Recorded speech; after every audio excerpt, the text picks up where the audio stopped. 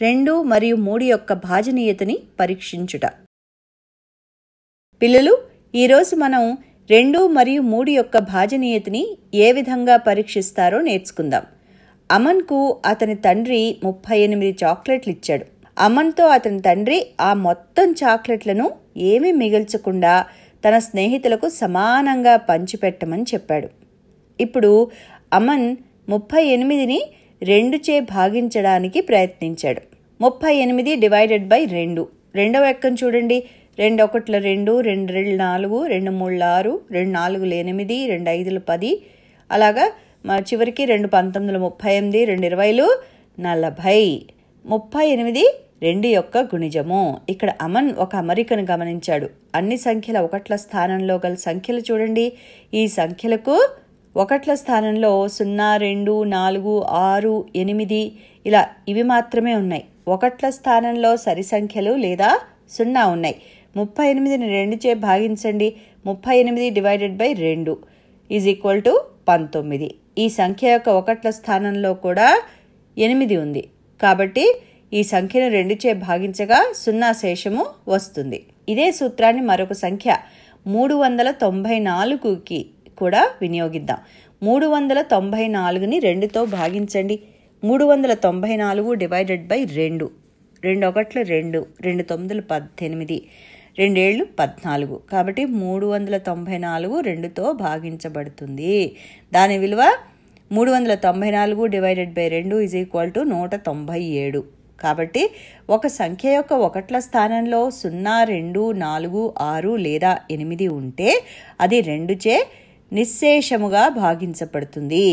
ఇప్పుడు వేరువేరు సంఖ్యల అమరిక కనుక్కోవడానికి అమన్ చాలా ఆసక్తిగా ఉన్నాడు. అతడు 3 యొక్క భాజనీయతను పరీక్షించడానికి ప్రయత్నించాడు. 38ని 3చే భాగించడానికి ప్రయత్నించాడు. 38 డివైడెడ్ బై 3. 3 1 3, 3 2 6, 3 3 9, 3 4 12, 3 5 15, 3 6 18, 3 7 21, 3 8 24, 3 9 27, 3 10 30, 3 11 33, 3 12 36, 3 13 39. 38 36 కంటే ఎక్కువ మరియు 39 కంటే తక్కువ. కాబట్టి 38 3చే భాగించబడదు. మళ్ళా అమన్ ఆ సంఖ్యల్ని జాగ్రత్తగా గమనించాడు. అవును, ఇప్పుడు అతను ఒక ప్రత్యేక అమరికని కనుక్కున్నాడు. 3 × 9 27ని తీసుకున్నాడు. 2 7 అంకెల్ని కలిపితే 9.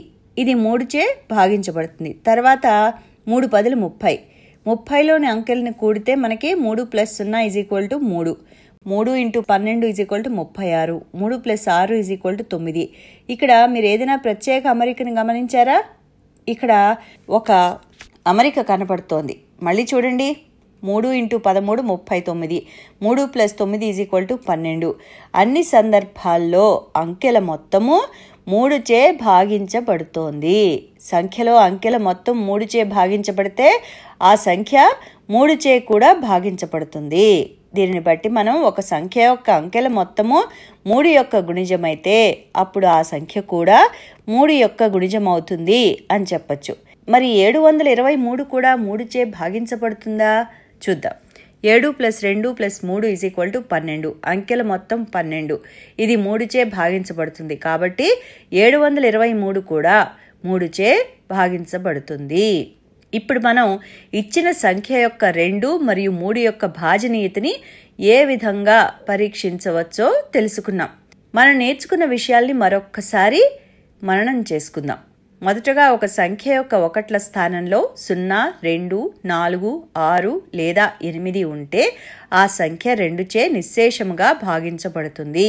ఉదాహరణకి 398 divided by 2 is equal to 199.